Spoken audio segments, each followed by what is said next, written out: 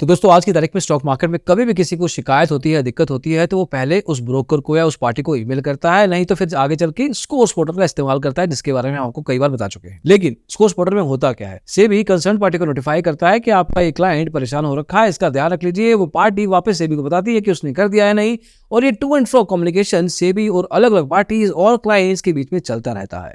Very complicated. अब इसमें पैसे के साथ साथ टाइम का भी बहुत वेस्टेज होता है, और इन सब को सॉल्व करने के लिए 31 जुलाई 2023 को सेबी ने एक सर्कुलर निकाला था, जिसमें कहा था कि एक सेंट्रलाइज सिस्टम होना चाहिए, जिसका नाम रखा गया स्मार्ट ओडीआर। ओडीआर का मतलब है ऑनलाइन डिस्प्यूट रेजोल्यूशन। इस वीडियो में जानने की कोशिश करेंगे कि स्मार्ट ओडीआर का इस्तेमाल करके आप किसी भी स्टॉक मार्केट रजिस्टर्ड एंटिटी के खिलाफ शिकायत दर्ज कैसे कर सकते हैं, उस शिकायत को रियल टाइम पे कैसे चेक कर सकते हैं, रेजोल्यूशन कितना हुआ, कितना क्लेम मिलेगा, कितने समय में मिलेगा, सारी इंफॉर्मेशन ये प्लेटफॉर्म आपको प्रोवाइड करता है। Let's get started. तो यार सबसे पहले आपको देखना है कि स्मार्ट ओडीआर प्लेटफॉर्म दिखता कैसा है। This is the home page of it.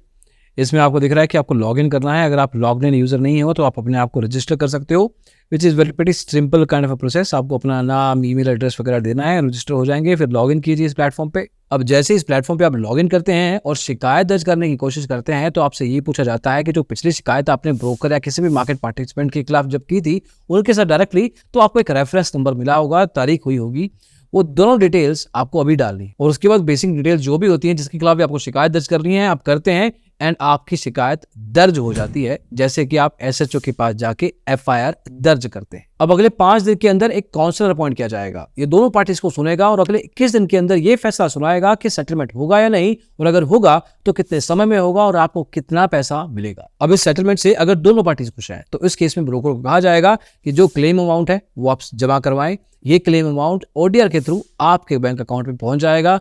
Everybody is happy. लेकिन इस सेटलमेंट से अगर दोनों में से कोई एक पार्टी या दोनों पार्टी खुश नहीं है, तो दोनों के पास ऑप्शन है कि वो अगले स्टेप मतलब आर्बिट्रेशन में जा सकते हैं। अगर मान लीजिए ब्रोकर खुश नहीं है तो ब्रोकर के पास ऑप्शन है कि वो आर्बिट्रेशन में जाए, बशर्ते कि जितना भी क्लेम अमाउंट ओडीआर ने सेट किया है उसका 75% वो ओडीआर के साथ सबमिट करे। अगला स्टेप वो तभी उठा सकता है। इनकेस ब्रोकर ओडीआर के पास 75% डिपॉजिट नहीं करता है, तो पहला तो वो आर्बिट्रेशन के पास नहीं जा सकता, दूसरा उसके खिलाफ खुद भी एक अलग से कंप्लेंट खोली जा सकती है। और इन केस उस सेटलमेंट से आप खुश नहीं है तो उस केस में आप 5 लाख रुपए तक का क्लेम अमाउंट ले सकते हैं एज इट इज, क्योंकि ब्रोकर खुश है। आप 5 लाख रुपए का अमाउंट ले सकते हैं और आपको कहा जाएगा कि आप अगला स्टेप खुद से ले लीजिए, बशर्ते आप साइन करके दीजिए कि इन केस आर्बिट्रेशन में आप हार जाते हैं, अगर आर्बिट्रेशन आपके खिलाफ आ जाता है तो वो 5 का 5 लाख रुपए आया, जितना भी पैसा आपने लिया है वो आपको वापस करना पड़ेगा। और इन केस अगर आप पैसा वापस ओडीआर को नहीं करते हैं तो उस केस में आपका डीमेट अकाउंट, आपका बैंक अकाउंट फ्रीज कर दिया जाएगा। आप बैंक अकाउंट से पैसा नहीं निकाल सकते, डीमेट अकाउंट में शेयर फ्रीज कर दिए जाएंगे, आप उनको बेच नहीं सकते। अब दोनों पार्टीज के बीच में जो सेटलमेंट करवाई जा रही है वो काउंसलर के द्वारा करवाई जा रही है, और सक्सेसफुल काउंसलिंग के लिए इनको पैसे मिलते हैं। अगर दोनों पार्टीज को खुशी खुशी काउंसल कर देते हैं, दोनों पार्टीज मान जाती हैं, तो इनको एक केस के मिलते हैं 4800 रुपए। अगर दोनों पार्टीज में दिक्कत आती है और मामला आर्बिट्रेशन की तरफ चला जाता है, उसमें सेबी का काम बढ़ता है, तो उस केस में इनको मिलते हैं 3240 रुपए। अगला स्टेप है आर्बिट्रेशन। आर्बिट्रेशन पे तभी आ जाता है जब काउंसलर के फैसले से या तो एक या दोनों पार्टीज खुश नहीं है। लेकिन यहाँ पे आने के बाद अगर सुनवाई होगी तो उसके लिए दोनों पार्टीज को, जिसके खिलाफ शिकायत हुई है और जिसने शिकायत दर्ज की है,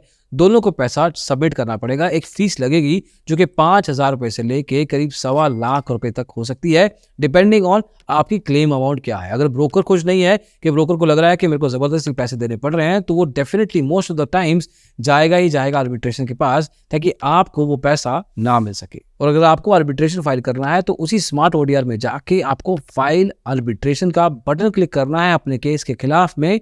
दैट्स प्रीटी मच इट। और अगले 30 दिनों के अंदर आपका भी समाधान आ जाएगा। इन 30 दिनों में दोनों पार्टीज को बुलाया जाएगा आर्बिट्रेटर के सामने और फिर सुनवाई होगी। और 30 दिनों के बाद अगर फैसला आता है कि ब्रोकर को ट्रेडर को पैसा देना पड़ेगा, तो अगले 15 दिन में वो पैसा ब्रोकर ओडीआर के पास डिपॉजिट करता है, और ओडीआर मेक श्योर करता है कि वो ट्रेडर के पास पैसा 2 हफ्तों के अंदर अंदर पहुंचे। अभी आर्बिट्रेशन का फैसला आ गया है। अब यहाँ पे भी सेम चीज, in case both are happy, everything is happy. अब मान लीजिए कि अगर आप एक ट्रेडर इस फैसले से खुश नहीं है, तो उस केस में आप कह सकते हैं कि जो पैसा काउंसलर के पास पड़ा है, ब्रोकर का सबमिट हुआ 75% ऑफ द ओवरऑल क्लेम, अगर 10 लाख का क्लेम है तो 7.5 लाख रुपए पड़ा हुआ है, उसमें से ज्यादा अमाउंट मतलब 5 लाख तक का अमाउंट एक ट्रेडर को, एक क्लाइंट को, एक इन्वेस्टर को मिल सकता है इस स्टेप पे। और वहीं पे अगर एक ब्रोकर कहता है कि आर्बिट्रेशन के इस फैसले से मैं खुश नहीं हूं, तो उस केस में वो 75% जो काउंसलर के पास पड़ा था वो पैसा ट्रांसफर होके आर्बिट्रेटर के पास पहुंच जाता है और उसको कहा जाता है कि अब आप आगे बढ़ सकते हैं। हाँ, एक बात और भी जरूरी है कि इन दोनों पार्टीज को आर्बिट्रेशन के फैसले के 7 दिन के अंदर अंदर बताना पड़ेगा कि वो इस फैसले से खुश है या नहीं, और अगर नहीं है तो उनको ये स्टेप करने पड़ेंगे। और फाइनल स्टेप, यहाँ पे एक और आर्बिट्रेटर को ही अपॉइंट किया जाएगा जो कि पिछले आर्बिट्रेटर से अलग होंगे, और ये केस अब 3 महीने के लिए और चलेगा और दोनों पार्टीज को बार बार तारीखें मिलेंगी, बार बार सुना जाएगा, और इन केस 3 महीने के अंदर फैसला आ जाता है नया। जो भी फैसला सुनाया जाएगा इस फाइनल आर्बिट्रेटर के द्वारा वो फाइनल फैसला ही होगा। और इन केस 3 महीने लग जाते हैं और ये केस सॉल्व नहीं हो पाता है तो उस केस में जो पिछले आर्बिट्रेटर ने जो फैसला सुनाया था, जो अमाउंट बताई थी, उसको ही फाइनल मान लिया जाएगा। अब इस स्टेप के बाद सेबी की जो ज्यूरिसडिक्शन है वहां पे खत्म हो जाती है, और अगर आप यहाँ पे भी खुश नहीं है तो उस केस में आपके पास कोर्ट केस या लीगल जो तरीके होते हैं उनको इस्तेमाल करने का ऑप्शन रहता है। वो सबको पता है कि कितना समय वहां पे लगेगा, लेकिन सेबी की ज्यूरिसडिक्शन के अंदर जितने भी ये स्टेप आते हैं वो 4 से 6 महीने के अंदर अंदर आपको फैसला सुना देंगे। जो भी अमाउंट बनेगा that will be told to you. अब देखिए दोस्तों, ये सारे के सारे जो स्टेप होंगे आपको कोशिश करना है कि जितने भी सबूत या प्रूफ्स या कॉल रिकॉर्डिंग, स्क्रीनशॉट्स, ईमेल्स जो भी आपके पास हैं वो हैंडी रखिएगा, क्योंकि ये बहुत काम में आएंगी। टेक्निकल लेवल पे आप ये समझ के मत चलिए कि ब्रोकर है, बड़े वकील लेके आएगा और आप उसके सामने कुछ नहीं कर पाएंगे। The third party arbitrator counsellor सिर्फ सबूत को देखते हैं, वो ट्राई करते हैं कि अगर ब्रोकर की कुछ गलती थी तो वहां पे ट्रेडर को ही फायदा हो, ट्रेडर को जो नुकसान हुआ है उसको पैसा वापस मिले, क्लेम मिले, ऊपर से कोई अलग से पेनल्टी लगे तो भी पैसा ट्रेडर के पास ही पहुंचे। लेकिन अगर आपके पास कोई सबूत नहीं है, प्रूफ नहीं है, और अगर आप सिर्फ बात करें तो उस केस में आपका जो केस है बहुत वीक पड़ जाता है, और कई बार तो आपके ऊपर खर्चा भी लगा दिया जाता है कि आपने सबका टाइम वेस्ट किया।